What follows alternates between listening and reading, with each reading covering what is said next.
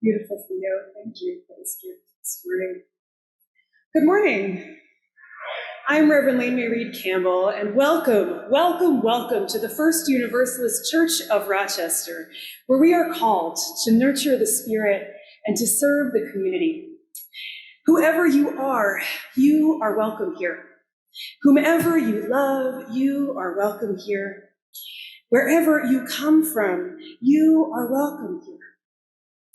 And wherever you are on your life's journey, you are welcome here. All of you are welcome here. It is good to be together this morning. Each Sunday when we gather, we acknowledge with respect the Seneca Nation, keepers of the Western Door and part of the Haudenosaunee people on whose ancestral lands First Universalist now stands. This morning, we are continuing to worship in a new way. We are a community of seekers, both online and in person, and we are choosing to worship in person, vaccinated and masked with social distance. This might be a good time to check on whether or not you have your mask on correctly, and whether or not you are in a comfortable place for yourself around distance.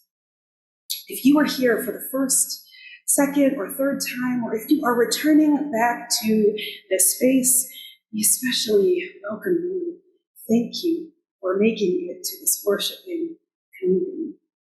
We have a visitors forum that can be found in the chat for our folks online and can be found in your order of service for people here in person. Please fill out this form so we can offer you a welcome beyond this worship service. Before we take a moment to turn to our neighbor, let us take a moment to turn towards Emma over here and to greet our online worshiping community by offering a wave. We are so glad to be together this morning. If you're online, please pop into the chat to offer a greeting. If you're here at First Universalist, let us take a moment as you feel comfortable to turn to a neighbor and offer a greeting. We invite you to respect physical distance, but to greet one another. Let's do this.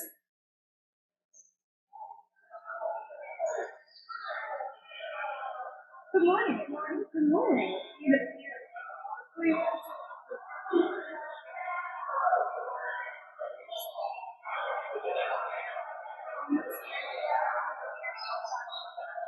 Oh, yeah.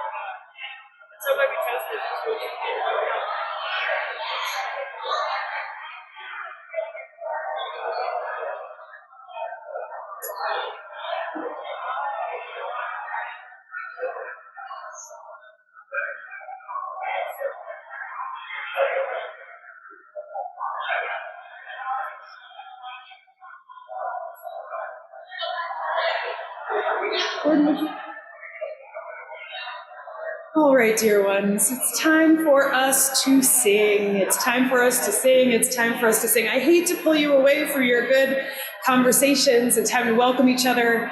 Let's remember we'll have time to do that after the service too. Our opening hymn this morning is hymn number 128, For All That Is Our Life. It is a favorite hymn of this congregation and the theme of our stewardship campaign this year. So let us rise and sing this one out.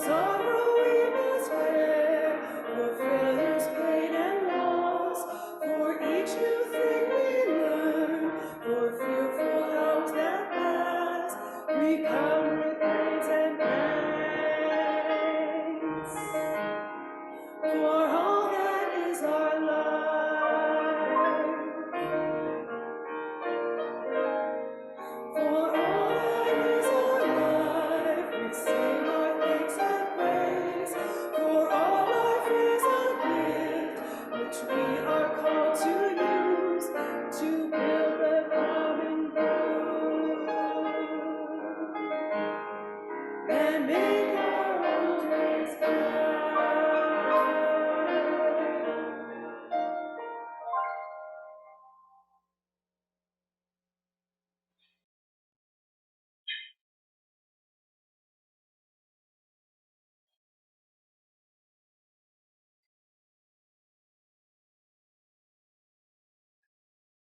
We endure complicated lives.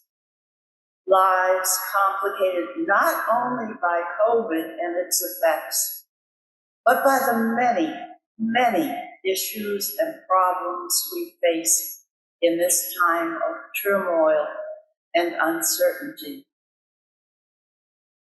I confess that I suffer from the fix-it syndrome. I want to make everything better, make everything all right. I try to see beyond the current turmoil and glimpse a future with hope as a bright light at the end of the tunnel. I think that if only I tried harder, I could reach that light and everything would be just fine.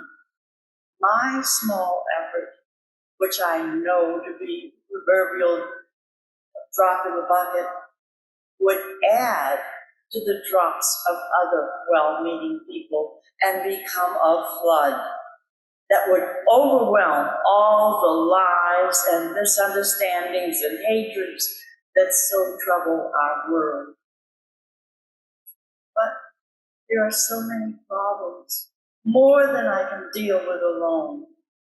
I see a need for action on so many issues that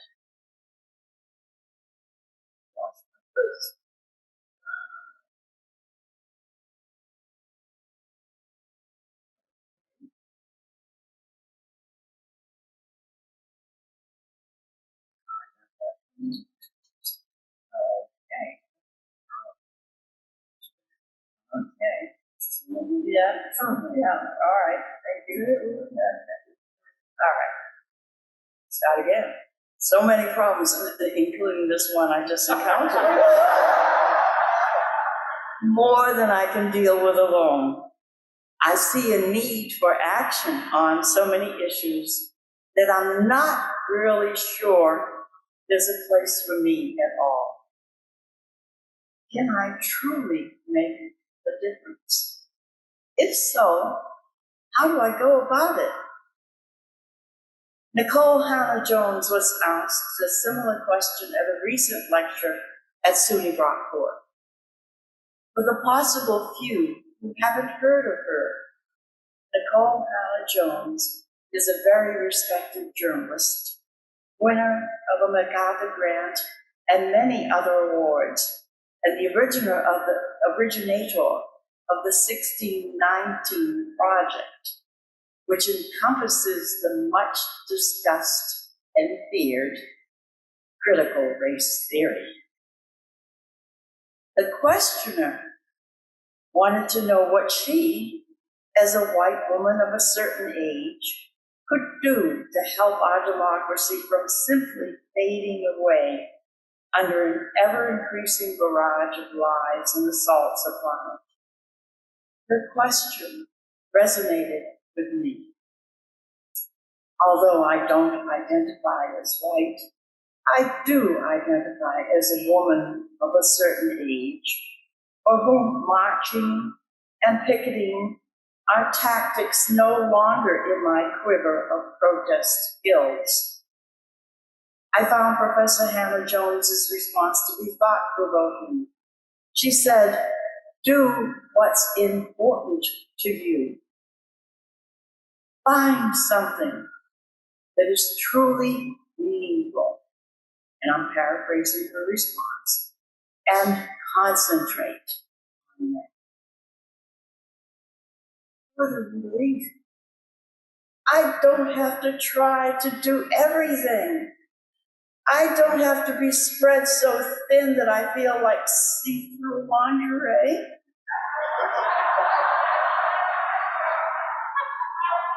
Of course, the task then becomes, of the many, many things about which I care deeply, which one or two can I select on which to concentrate? Well, one is a no-brainer. I know my church is active in the community on several fronts. So if I am generous to my church, that will go a long way toward dealing with many of the things I care about. That still leaves me with the dilemma of singling out one cause to really devote my time and effort.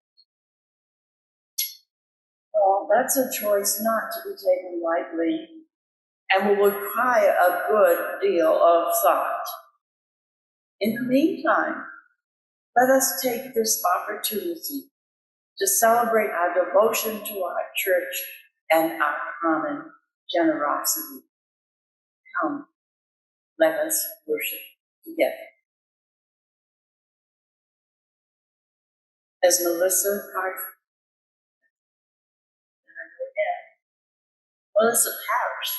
lights our chalice at First Universalist Church, and you light a chalice in your own homes, will you join me in saying our chalice words in unison? May we be a people of love, here, growing heart and mind and spirit, and may we reach out to serve our community.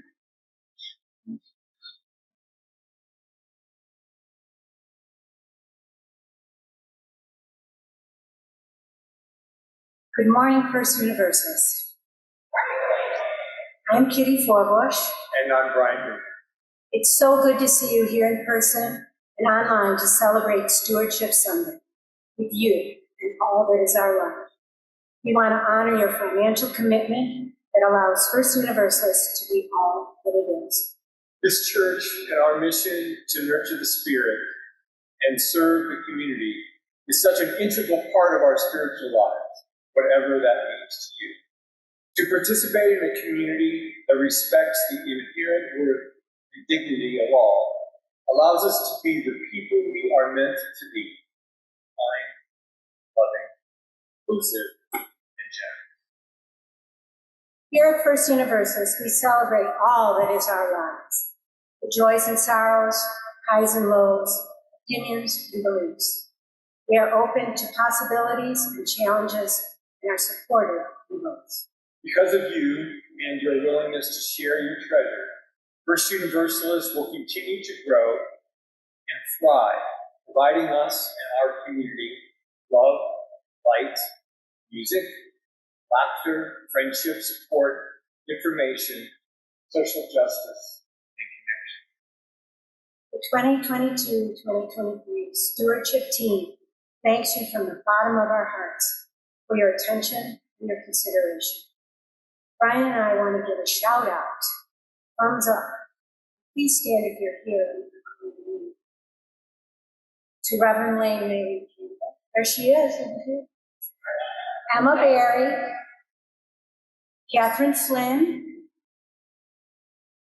Bill Jones, Marcy Klein, Paula Marchese, Jim and Kathy Milch, Richard Reed, and Ann Roden.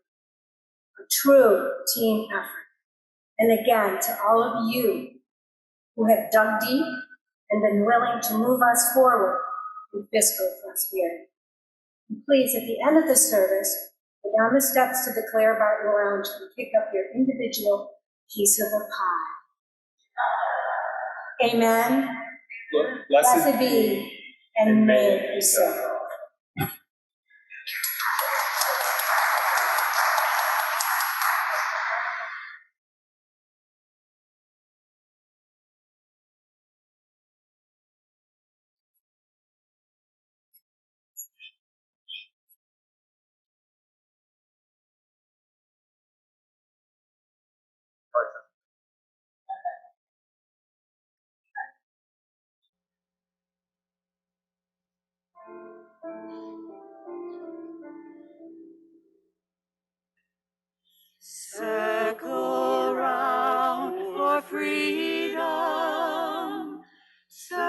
circle round for peace, for all of us imprisoned, circle for release,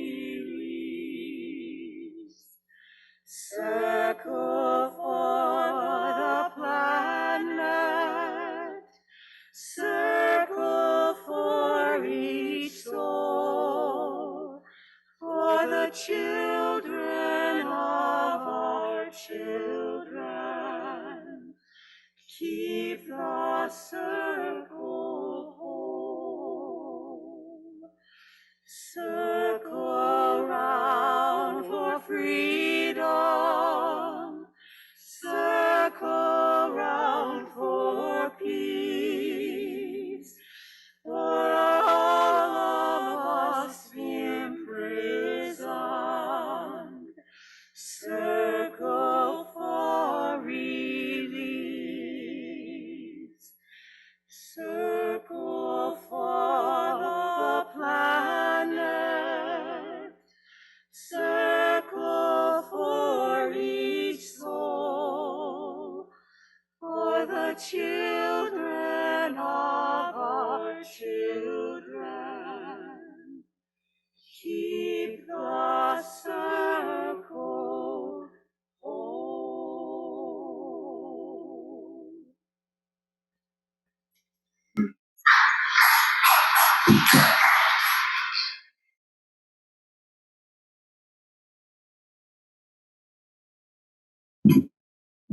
Please join me in God your spirit in our affirmation of faith, followed by our doxology. Love is the doctrine of this church. The quest for truth is its sacrament, and service is its prayer. To dwell together in peace, to seek knowledge and freedom, to serve humanity and fellowship, to the end that all souls shall grow into harmony with the source and meaning of life, thus to be covenant with each other and with all.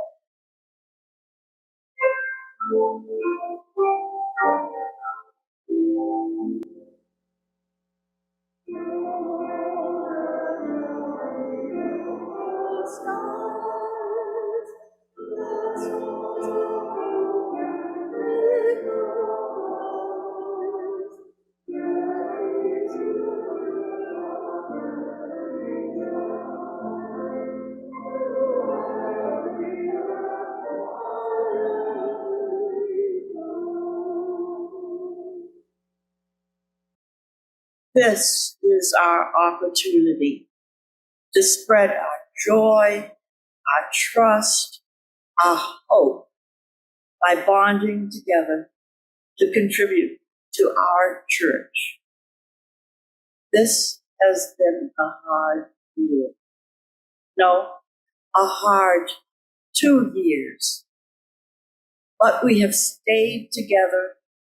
We have learned new techniques. Our staff has done yeoman service, along with many, many volunteers. Congregants unable to worship in person have worshiped virtually. We have stayed together as a congregation, near and far, and we have forged strong relationships with our neighboring congregation on Winton Road. If I were asked to give a state of our union speech, I would say that the state of this church is good. And I would be thankful for all the people here and at home who have made it so. Thank you, and let us share our joy with generosity.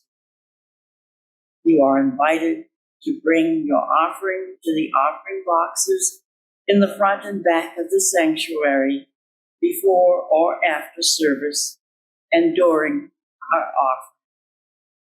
If you would like to give online, please scan the QR code if you are here in the sanctuary and click the link in the chat to give to First Universalist Church. You can also feel free to send a check to the church.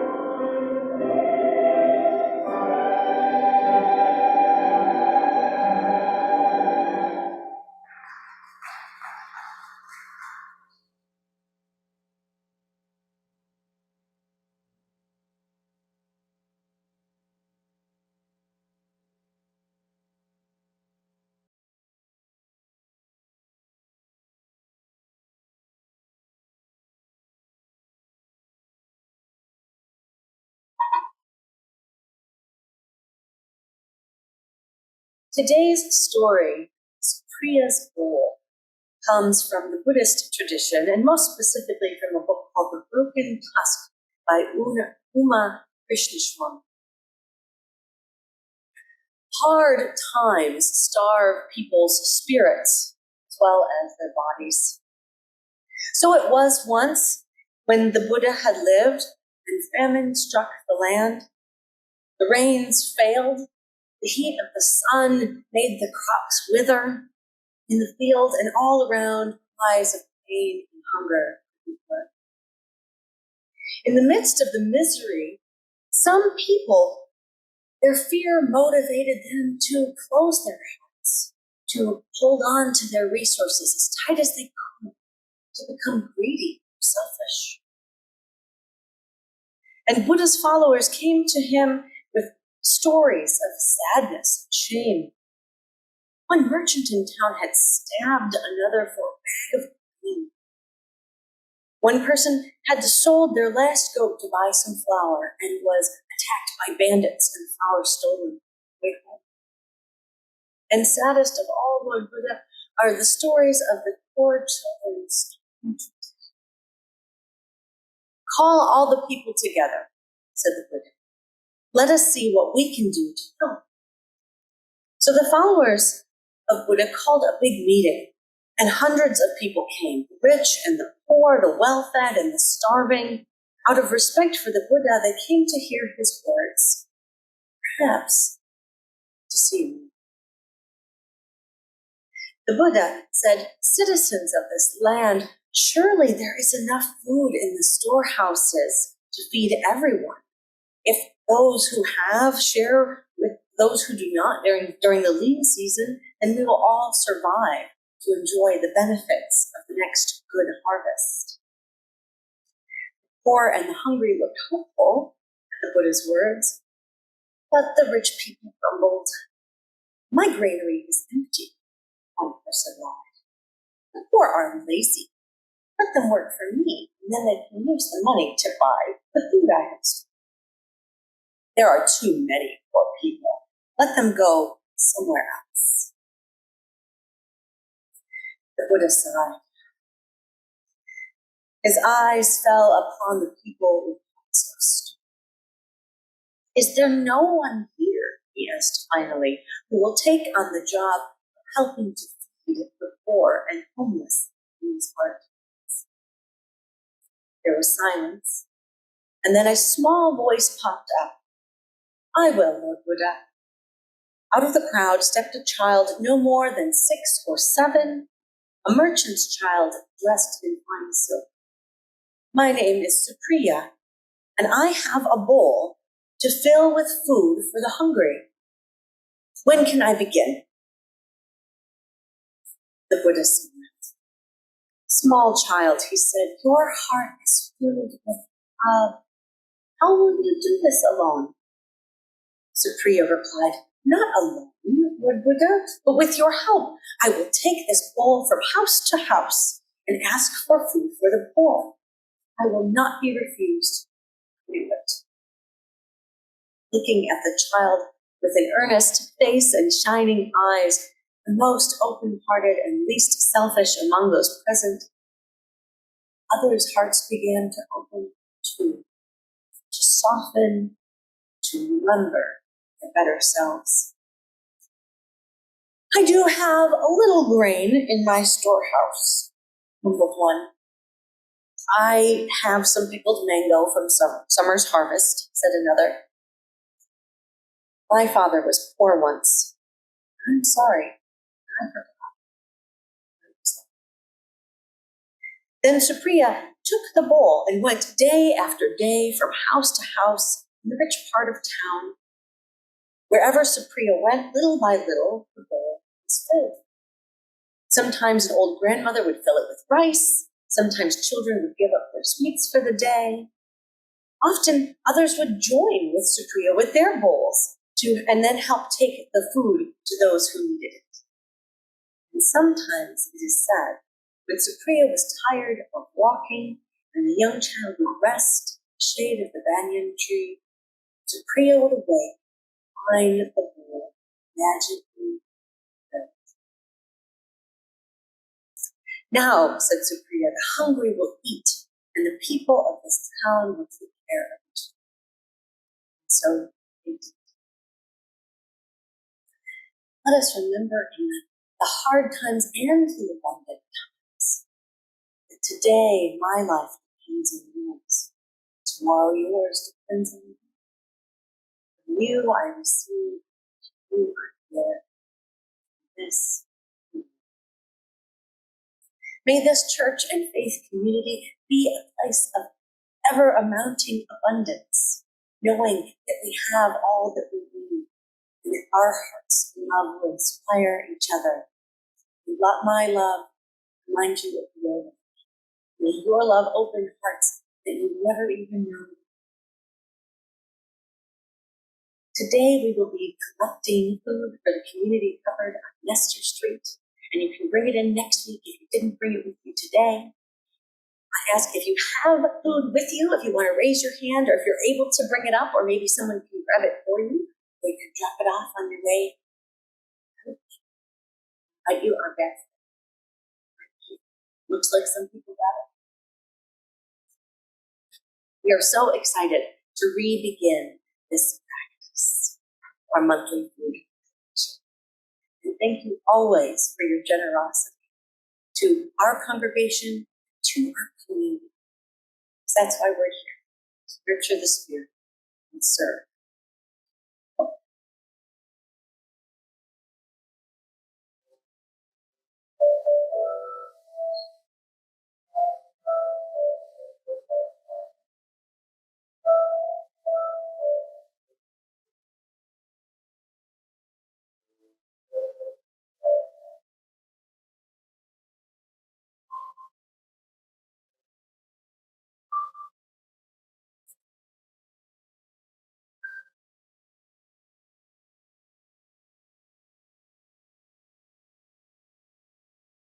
When I came into church this morning, I walked into our volunteer room, and there were piles of Huggies and food in the volunteer workroom. Kathy Flynn has told me her car is already full from the amount of donations folks have brought for that Nestor Street food cupboard. So we have an abundance here. I want to invite you into this reverent time of sharing the joys and the sorrows of our gathered community. If you would like to, you can place a hand over your heart to be able to listen from this heart-centered place. As Dolores places stones into a bowl, I will read aloud the joys and sorrows of our gathered community. Folks online are invited to share your joys and sorrows in the chat. We may hear all over. This morning, we share a joy from Theo Munson, offering gratitude from Nuka Lash's beautiful chancel decorations these past months. Thank you so much, Nuke. We share a joy this morning from Lyle. Brock Chesvold, our music director, is celebrating his birthday this upcoming week. Happy birthday, Brock. Oh my gosh, and Dolores shares a joy. She is looking forward to being a great grandma in June. Congratulations, Dolores. I share this morning a joy and a sorrow from Tracy Garcia. Tracy is celebrating 33 years of sobriety as of yesterday. Wow, 33 years is nothing to spit at there. And we're also keeping Tracy in prayer for steady and stable housing, as she has been living in a hotel and is looking for steady and stable housing. Keeping you in prayer, Tracy Garcia. This morning, I share a sorrow from the English family. Maria English, wife of Alvin English, who is the son of Steffi English. Alvin grew up in this church, and his wife died on March 23rd. A Servants of Remembrance will be held here at First Universalist next Saturday, April 16th, with a viewing at 11, service at noon, holding the whole English family in our hearts in the midst of this place. We share this morning also a sorrow and concern for Lois Baum. Please send strength to Greg Baum, her husband, who is hospitalized for 8 days and still not well. Lois's phone mailbox is full. And as Dolores drops one final stone into the bowl to represent all of the joys and the sorrows left unspoken in the silent sanctuaries of our hearts. Let us hold here. We all be held.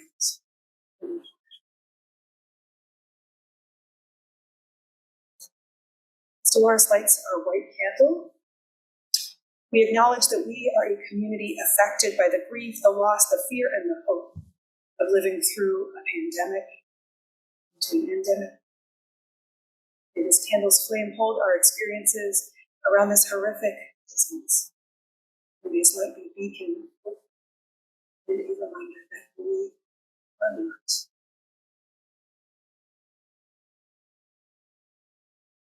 Will you please enter into some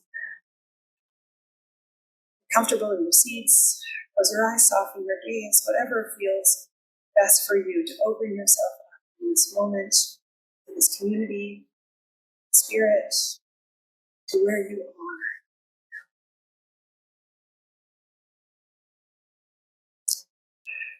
For all that is on life, let us truly be grateful for the beauty we are blessed to experience, for the joy we witness and receive, for the moments of celebration, the anniversaries, the birthdays, the coming outs, the accomplishments, the milestones, the gifts and praise, for the hard times we have survived, for the circle of friends and family and loved ones who have surrounded us while we were struggling, for the kind words from complete strangers when we absolutely needed to, for a listening ear, where we truly were heard. We give deep thanks. For the sunrises and sunsets, for the inevitability of spring, for the connection to our source and resource, for the reminder that all of is cyclical in the natural world around us and in the days and nights and seasons that pass. Let's give deep thanks. Thanks.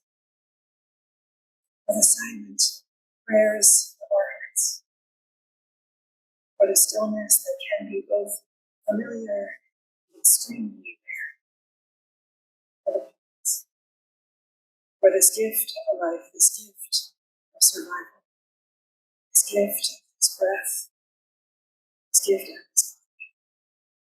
Let us give deep thanks. Thanks. Amen. Blessed be. Thanks.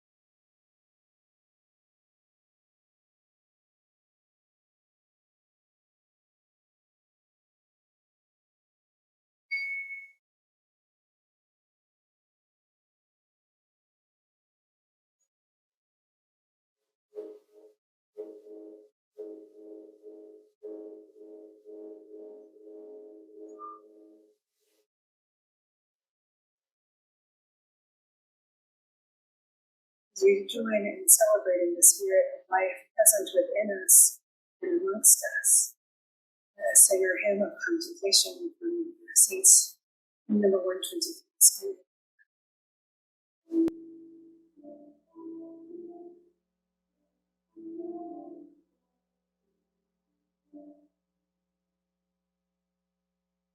Spirit of life, come unto me. Sing in my heart all the stirrings of compassion. Blow in the wind, rise in the sea, move in the hand, giving life the shape of justice. Roots hold me close, wings set me free. Spirit of life, come to me, come to me.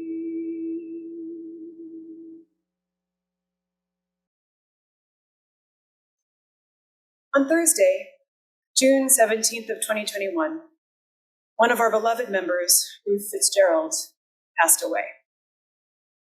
Ruth was an active part of our drop-in discussion group and was an avid crocheter for blankets for our houseless neighbors and for our community.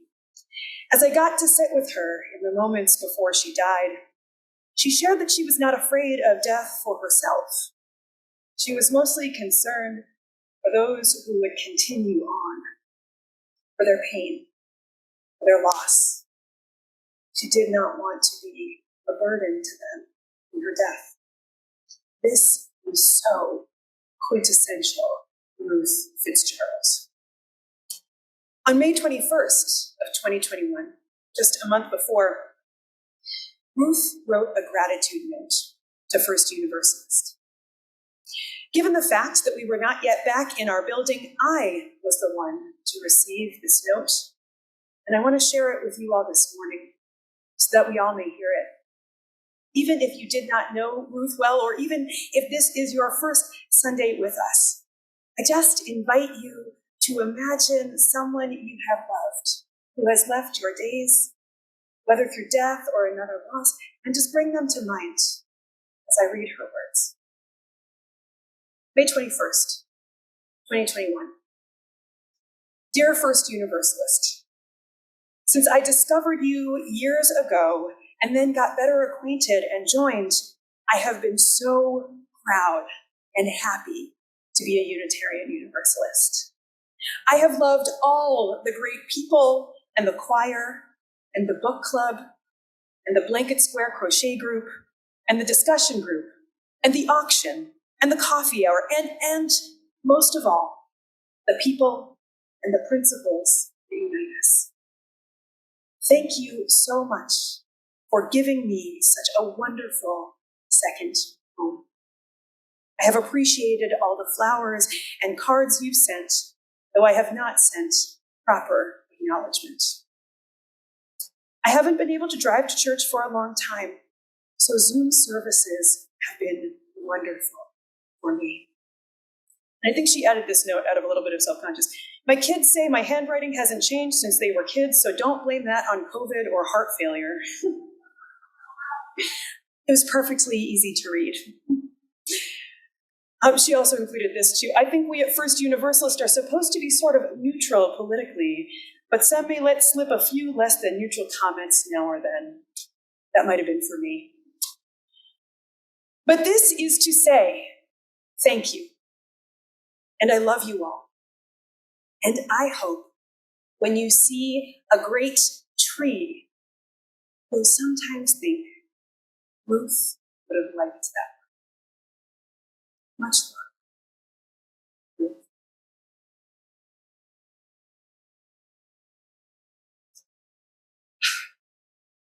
If we cannot bring our whole lives here, if we cannot have our lives honored, if we are not here to learn and practice how to live life, then I don't know what the point of church is. One of the most central tasks of religious community is to honor life and to remind each and every one of us that our lives are sacred and that how we live them matters. In this community, you matter. In this community, we matter. In this community, we honor life and we reclaim that term. I share this note with you from Ruth Fitzgerald this morning because it is a gift I was extremely grateful to receive. And I wanted to share this gift with all of you. It is really rare to receive a thank you note as someone is preparing to die.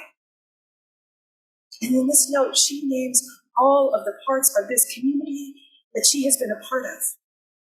She lifts up thanks.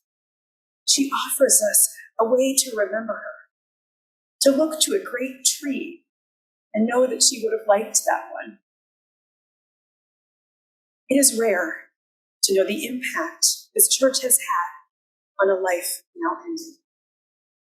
And truly, we have an impact on the lives lived of whoever walks through these doors or clicks into our online community, whether just one time, or if folks remain and get connected to various programs and projects over which people have a chance to get to know one another better and be of service to our community.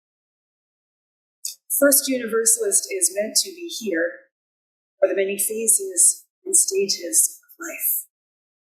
We mark births with naming ceremonies and child dedications. We bless transitions in life through the sharing of joys and sorrows, renaming ceremonies for those among us who may have a new name, and the care we provide to one another when sick or in crisis. We honor marriages and bless relationships as part of the vital life force that keeps us connected. And we also take our task seriously to remind one another of how hard it can truly be to invite another person into your life. And yes, we honor death. We remember. We tell the stories. We lift up gratitude for a life well lived. This sacred work cannot be done and could not be done without your commitment to this place. This sacred work is enabled by your generosity each year, each Sunday, each pledge, each gift. Your presence here and your commitment to this church are integral to honoring life, to giving praise and thanks for all that is our life. And I'm not just talking sunshine and roses here, because if I'm ever talking about sunshine and roses up here, I don't know what I'm doing. I am talking about being there also when people are struggling. I'm talking about being a community where we can bring our moral dilemmas and the deep questions that often disturb us, the things we think about that keep us up at night, times when we haven't lived up to our best selves. In so many places in this church's life, we are wrestling with real issues. We are building relationships of support. In our online community, folks are sharing joys and sorrows and continuing to show up even despite the technical challenges we have had. Thank you for your commitment. And dare I say, tenacity in the midst of these struggles. Thank you for continuing to come back, to try again and again and again. And I need to pause here and let you know that these past few weeks have been especially difficult with our tech. And it is quite frustrating. I imagine it's frustrating for our folks online. I imagine it's frustrating for our dear Emma and the people who step in when Emma is gone, for our lay leaders who have been working on this side by side. We are here each Sunday trying a new thing, worshiping as one community with some of us in the sanctuary and some of us online. And if you are able to help with an effort to address some of our technical challenges, please let me know. If you've been holding out on us on some tech knowledge that we don't know is out there, please come see me. We need your help. Emma has been doing a fabulous job addressing these issues. With the help of a good few lay leaders, and we are looking to address this seriously in the next few weeks to hopefully have resolutions sooner rather than later. First Universalist has expanded how we are here for people and who we can be here for through shifting online, and it is a truly wonderful and joyous thing. If you are needing to stay home because you are immunocompromised or because you need to reduce your risk of exposure to COVID, we are still here. If you are traveling, or if you are even sick yourself, we are still here online for you to still be able to be a part of this community. This online ministry is so very important. It is part of the sacred work this church does to honor life. And I hold out hope that we can improve this ministry because it is essential to being able to nurture the Spirit and serve the community. I imagine that those who founded our church in 1823 or 1846, depending on how you count it, couldn't even have imagined the ways we are connecting today. Looking at the box in the back of some of our church history, it is likely they did not yet imagine who would be here in the pews and certainly not in the pulpit, let me tell you. It is my joy sometimes to be able to disturb our ancestors with my very genderqueer presence here. And yet, I like to still imagine all of the aspects of their lives that this church was here for. Births, weddings, divorces, deaths, sickness, crises, birthdays, celebrations, life discoveries, inventions. I hold deep gratitude for the many generations of people who have passed through these walls and who remain for years upon years. It is through their presence, labor, and commitment that we are here. It is through the ways they continue to show up for each other and for this community that we are here. In this moment, I just want to invite you with me to think about a time you were in the midst of a celebration or a struggle, and you came here to show up. Sometime that you had to bring all that was your life here. Could have been a time when something was going well and you couldn't wait to share it with folks at church. Could have been a wedding or a funeral that happened here. Could have been a time you were struggling and you just really needed to get to church. And it could be your first Sunday here, or you may still be new. You may just be new enough that you haven't yet had the experience of bringing something big here or getting to know folks enough to truly share yourself. You important people who are new to this community, please bring to mind why you decided to come here. What brought you through these doors and into our online worshiping space? Let us just take a moment in silence to hold these experiences, bringing important aspects of our lives.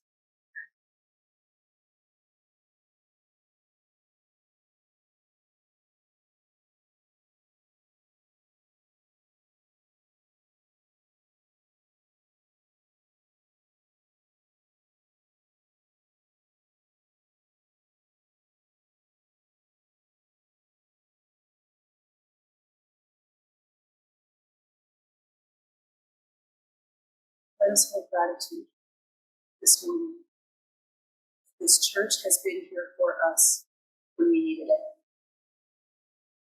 Let us hold gratitude for this community that can help us tend to our sorrows. Let us hold gratitude for this space to celebrate and to be met with joy in our celebrations. Let us hold gratitude for the invitation to bring our whole, authentic selves. Let us hold gratitude for the Spirit, which brings us together and is source and resource for all that we face in our daily lives. Dear ones, we hold out hope in this community. Hope that love, not fear, is spoken here. Hope that we would someday be back together in a new way after worshiping entirely online, transitioning to being in person, worshiping online again, and transitioning back to a multi-platform way of worship. Hope for a coffee hour in the months and days to come. Hope for a city and a world that is deeply in need of love and a future grounded in love's power. Hope that whatever difficulties you may be facing that are difficult right now will in fact pass with time. Hopes in the joys we are experiencing and have experienced. Hope in the singing. Hope in the music.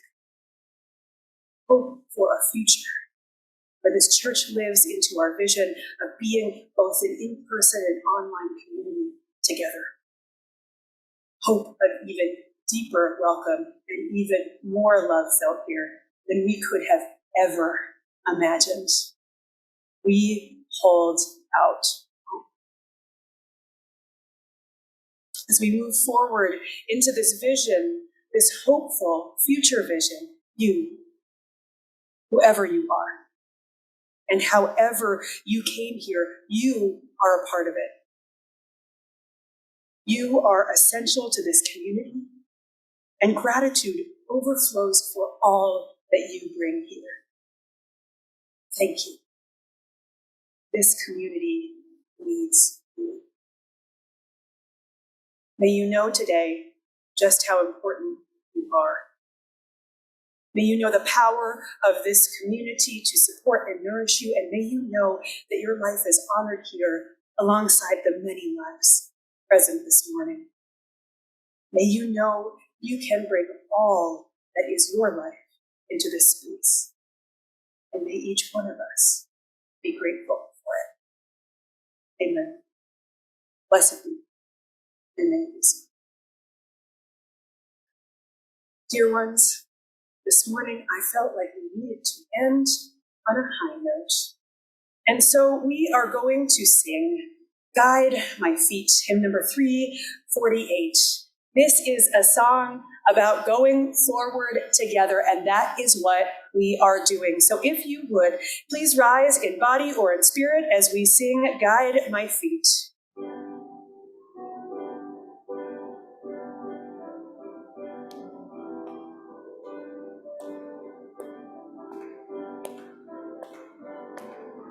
Guide my feet while I run this race. Guide my feet while I run this race. Oh Lord, won't you guide my feet while I run this race? For I don't want to run this race in vain. Race in vain. Hold my hand while I run this race. Hold my hand while I run this race. Hold my hand while I run this race. For I don't want to run this race in vain. Race in vain. Stand by me while I run this race. Shoot. Search my heart while I run this race. Search my heart while I run this race. For I don't want to run this race in vain. Stand by me while I run this race. Stand by me. Stand by me while I run this race. Stand by me while I run this race. For I don't want to run this race in vain. Well, there we are. Please remain standing as we extinguish our chalice flame this morning, and let us read together the words printed in your order of service and on the screen. We extinguish this flame but we keep its light in our hearts with its message of love and justice, taking it outside these walls to the world we live in until we are together again. As we close our service this morning, I invite you to place a hand over your heart. Take a look around at who is here with you. Take a look around this sanctuary. Take a look around on the Zoom screen and gallery view. And on our screen here in the sanctuary, know who is here with you. Dear ones, as we go forth, as we continue on this race towards a hopeful vision and a hopeful future, please know that you matter. Please know that you are important. Please join us in the sacred task of honoring life. May you know that you are loved, and may you go and be that love to whomever you meet. Amen. Blessed be, and may it be so.